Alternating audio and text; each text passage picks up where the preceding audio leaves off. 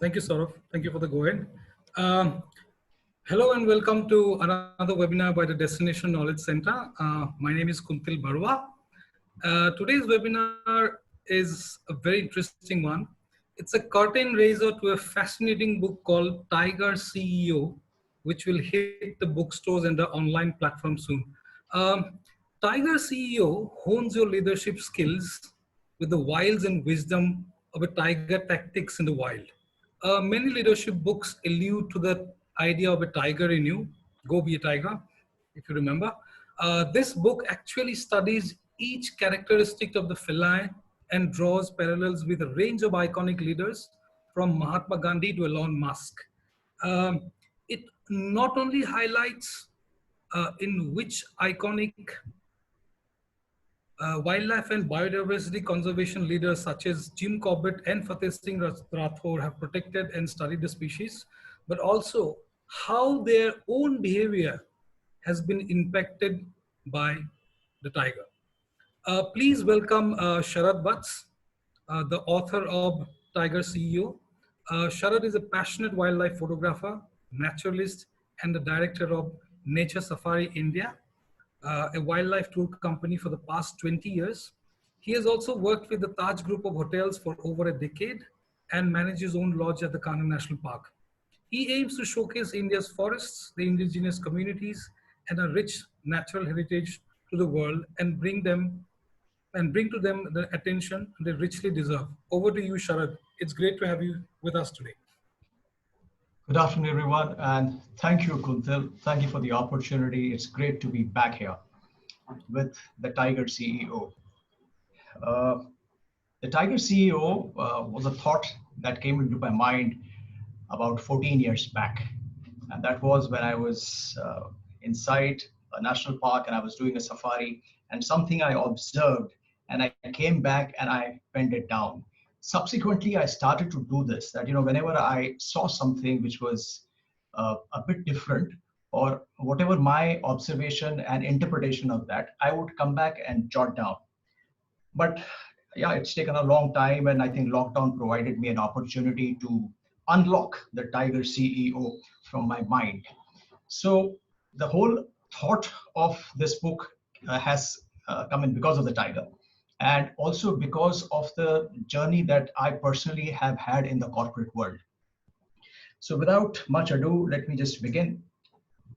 I want to start off with this photograph, which you must have seen. Not all of you, maybe some of you would have seen this photograph on social media and elsewhere. I was fortunate enough to be present at this point in time. This was Dudhwa National Park, a male tiger stalking elephants. This was in 2014, December. I was fortunate, I was here for about half an hour, and I saw the whole thing that happened. It wasn't just tiger following them. Now, what was happening here was the tiger had shortlisted, or that he had to pick on the calf, the young one. The elephants were very clear that they will save the young one. So the mother and the aunt, they were not giving up. Neither was the tiger. Now, what you have to appreciate here is a tiger, a male tiger, an adult male tiger, 230, 250 kilos, 275 kilos, and he was in front of two adult Asian elephants. Each elephant in the range of about 5,000 kilos. There is absolutely no comparison on no scale. So what really stands out here is that size doesn't matter, that's one, and the courage. The size of the elephant was not deterring the tiger at all. He did not leave an inch. He stood his ground. When the elephants would trumpet, the tiger unfazed, absolutely, he stayed put. No unnecessary roaring. Okay.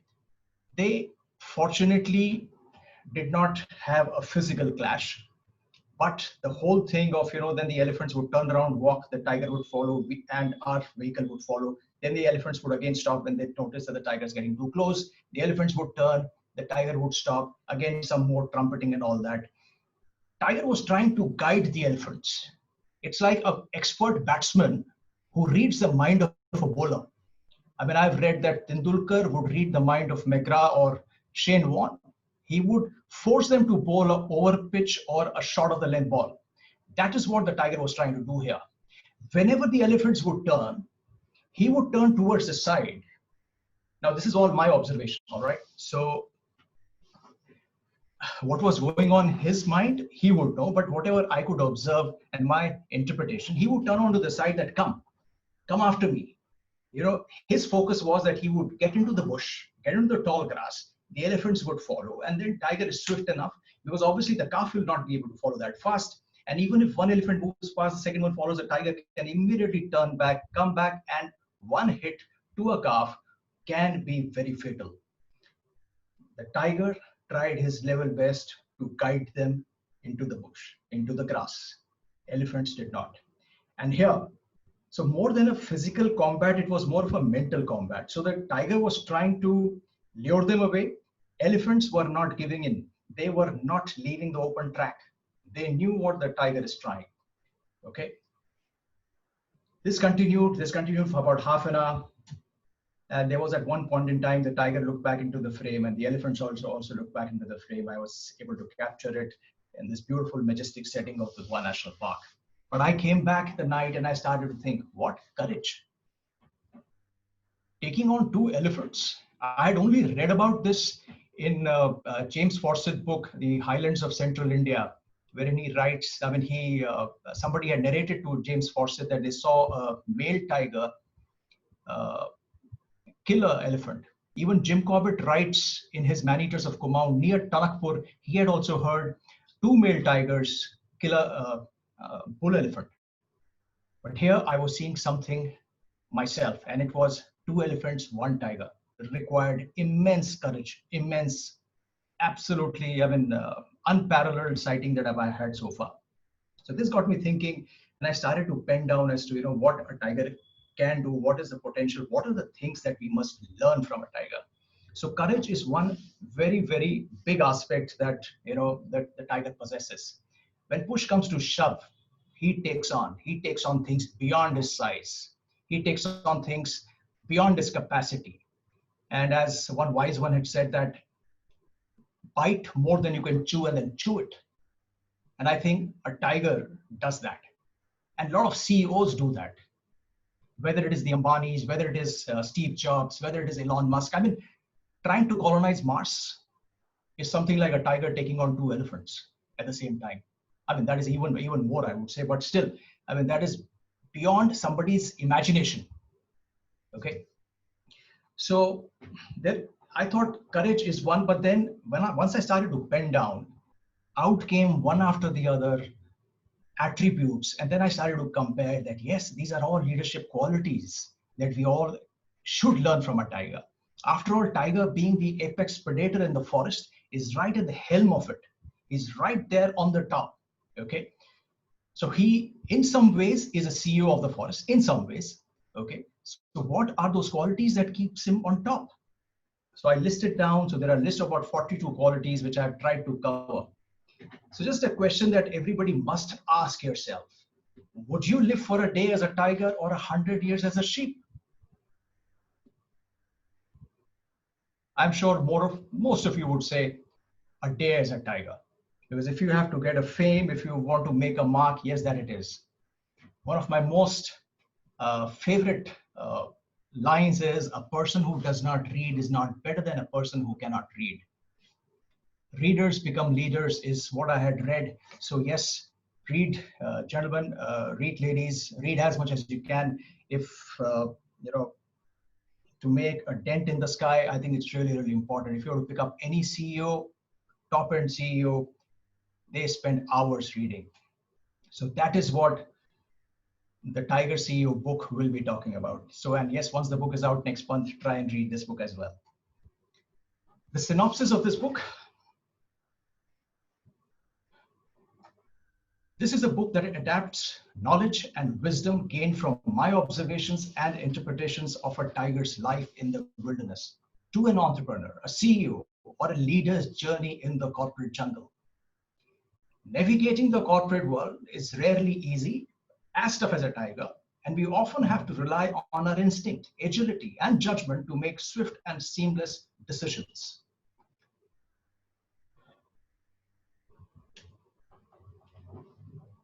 Who should read this book? This book is for budding entrepreneurs. Whoever wants to be on their own in times to come definitely must read, because this talks about all the qualities concise in one book. All business school students, managers aspiring to become CEOs, and senior school college students start young, as they say. So back home, if you've got students 11, 12, college, try and get them a copy of this book. Let them read it. There is a lot that you will learn, not only what a CEO is, but what a tiger does in a jungle that keeps him right on top. Lessons from this book. Learn practical tactics that are based on tiger's instincts for survival as a keystone species. Imbibe the strategies with which a tiger acts and how it can be applied in business. All the qualities that a tiger has, once you will go through the table of content, you will realize that yes, all this is important for business. Be it courage. I will also read out a chapter later, one habit out of the 42. Inculcate the positive lifestyle habit of a tiger and how adapting them to your own daily regimen can enhance the quality of your own life, whether it is his eating habits, whether it is the way he looks after himself. Draw from the leadership skills of a tiger in the wild as a prime predator to become an iconic leader. Absorb the wisdom of the feline in being absolutely present and focused on living each moment to its optimum potential, and develop an appreciation for this big cat and for those who are dedicated in saving the species. This is really the key, because tiger is a keystone species upon which the entire ecosystem depends, okay, and vice versa. So once you start to like and love a tiger with all these attributes, once you start to appreciate what the tiger is all about, you become more aware. Once you become more aware, you want to conserve that thing. So that is also one lesson and one objective of this book. This book I have broken down into 10 distinct sections. It attempts to adapt the lessons learned from tiger's day-to-day behavior consciously into our work and our lives. Each section of the book will deal with a certain aspect of a tiger's life and uses the behavioral examples and leadership parallels from iconic figures across the world to demonstrate how a leader can adapt these tiger tactics into his or her own life. What I've also done is I've covered several CEOs in this. For one habit, perhaps Steve Jobs. For one habit, Elon Musk. For one habit, Bob Iger of Walt Disney. For one habit, Jack Welch. For one habit, Robert Kiyosaki. So much to learn. And when you study, suppose, the top 50 CEOs of the Fortune 100 companies or Fortune 500 companies, you will realize they have all these habits, what a tiger possesses. After all, nature is the best classroom in existence. Master the skills, strategy, and strength of a tiger to become the king of your own jungle and the master of your own destiny. There is a lot to be learned from observing nature and behavior of a predator like the tiger. But just because he's a tiger doesn't mean his life is easy. Just because you have reached the top of the heap today doesn't mean you'll stay there forever. You will get run over if you are sitting on the right track. So just because you are a tiger, no, you have to continuously perform. You have to continuously upgrade yourself. You have to continuously protect your market share, your territory. Otherwise, you're gone. Some other tiger will come over and your history. So because you are born into that species doesn't mean that your life's very easy. Tigers every day, right from the time he's born, every day is a struggle. Yes, initial 2 years, he does get some protection from his mother. But after that, once he's into the wild, the next decade and a half is all by himself. The whole jungle is his enemy. When I say the whole jungle is his enemy, in a way that, whatever a tiger does gets noticed. Seldom there is a thing that will not be noticed that a tiger does. So even when he's walking, his own pug marks leave a message behind. So you will read a lot of uh, you know anecdotes of the CEOs. There is a lot that I have covered on. All these are tigers. Henry Ford, he went bankrupt 5 times, bounced back. Colonel Sanders was turned down 2,000 times, and the one time when somebody said yes to his recipe, KFC was formed. Edison failed over 900 times while making a bulb. Steve Jobs was thrown out of his own company. So just because you're a tiger, just because you're a CEO doesn't mean life becomes easy. It becomes even tough. So becoming a tiger, don't think it's over. No, the struggle continues. It's a very tough thing. Elon Musk says, if you are an entrepreneur, managing a company, it's like chewing glass. It sounds easy, but once you get the taste of it, you start loving it. And if you're doing it because it's your passion, there isn't anything better. Let me just share this example with you. The character of Sher Khan in the Jungle Book is portrayed negatively. We see that he wants to kill Mowgli, but why? Because he knew that human beings bring in fire. They harm the jungle. He himself had faced the brunt of it. Similarly, a leader can visualize the future based on the current circumstances. Importantly, he will not hesitate to act if the future is under threat. So, tiger being what he is, okay, the traits of a tiger. The time of a male tiger. A male tiger spends 85% of his life alone.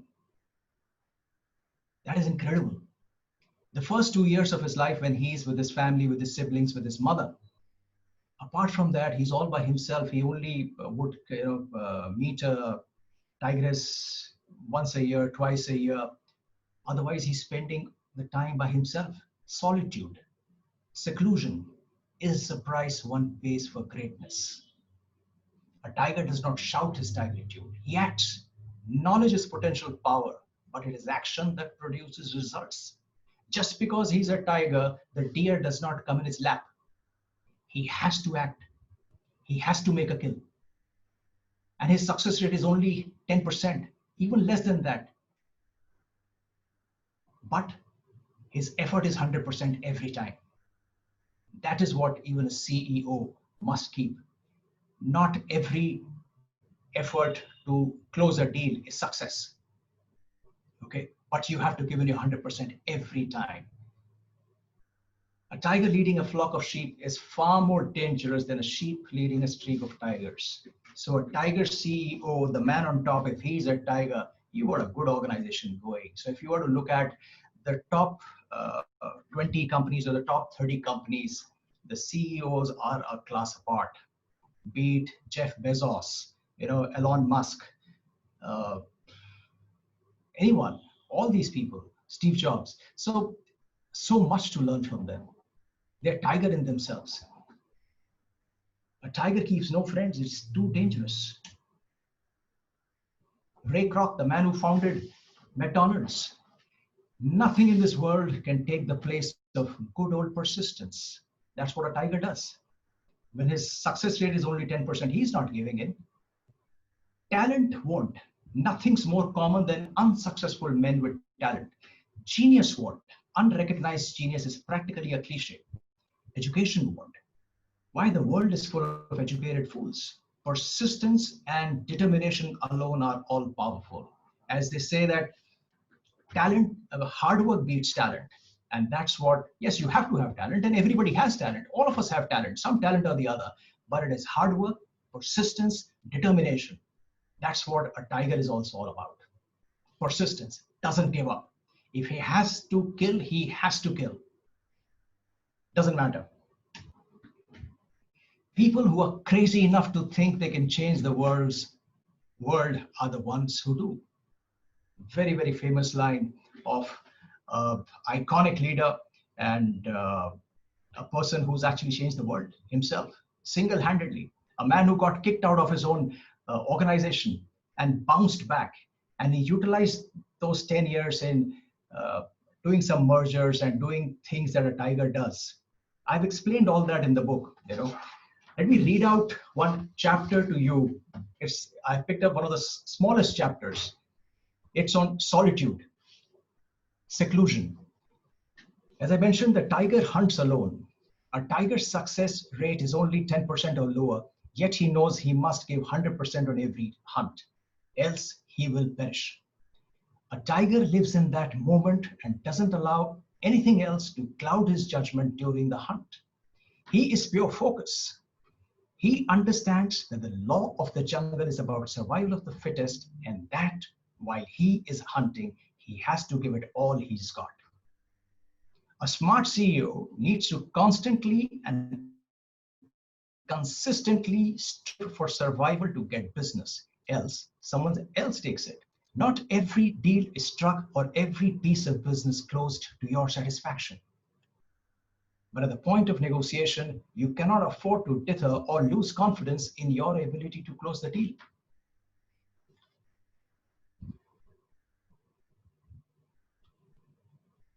A tiger enjoys being in his own company. A male tiger, on an average, spends about 85% of his lifetime in solitude. While a tigress, on the other hand, spends less time alone, as she is mostly with the cubs, busy feeding, protecting, successfully bringing them up. A leader has much to learn from this. As Nikola Tesla said, the mind is sharper and keener in seclusion and uninterrupted solitude. Originality thrives in seclusion, free of outside influence, beating upon us to cripple the creative mind. Be alone. That is the secret of invention. Be alone. That is when ideas are born. And that's what a tiger does.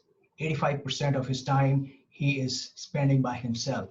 Yes, for humans, it's very tough. We've got a family, we've got parents, we've got children, we've got to spend, but we have to balance it out. If we want to leave an indelible mark behind, we need to have that time to ourselves on a regular basis. Whether it is 2 hours, 3 hours, 6 hours on a regular basis, and you use that time to develop yourself. Read. It's very easy actually. Everything, there is a recipe today. Even success, there is a recipe. Read what people have done. It's so easy to replicate. You will, at some point in time, find your own genre, your own, trail, and you will get there. You will get right on top. Seclusion is the price a CEO pays for greatness. The age-old saying that it is lonely at the top holds true in the corporate and the wild world. As I said, tiger stays alone, hunts alone, lives alone. Tiger spends his solitude in killing, eating, sleeping, and territorial rounds. So must a CEO. He must spend time in pursuit of perfection in his strategies, creative actions, protecting and expanding his market share. Else, his business will be disrupted by technology and gobbled by competition. Being alone adds to the mystery of the elusive tiger. A tiger stalks in silence. At times, he would spend hours in ambush without twitching a muscle while focusing on the prey that he aims to bring down. Such is his focus. Steve Jobs' greatest strength was knowing how to focus. Deciding what not to do is as important as deciding what to do. An entrepreneur must work in silence, seclusion, keeping the key strategies to himself and unfold them at an opportune time. Deciding what not to do is as important as deciding what to do. Somebody had asked Buddha, how did you attain enlightenment? Very simple answer. He said, I did not attain enlightenment. I let go of fear, anger, greed, lust, jealousy. And all that remained was enlightenment. So focusing on things which we should not do is also as important on focusing on what we must do. As the tiger matures in age, he reveals himself less, staying deep within the forest. He understands the power of his presence. He is seen less and heard even lesser. But the jungle knows that he is around and is watching. The reverse is also true. Whatever a tiger does seldom goes unnoticed by the forest. So he is secretive about his moves, ambush, and kill. When he's done eating, he will protect his kill by covering it with leaves to keep it away from vultures and scavengers. Similarly, a CEO moves are under a constant scanner by his critics, his team, his competition.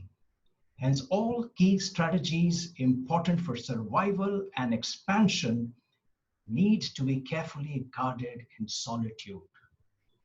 The importance of solitude, I mean, I can go on talking on it for hours and it'll not be enough. And I think this lockdown, this pandemic has given us a lot of time to actually spend time in solitude and think, contemplate, and plan for our future. Let me finish this. There's something interesting also that I have in mind about how a tiger would handle a pandemic. A tiger places the most value on being self-sufficient. He understands that this is a trait best honed by being alone.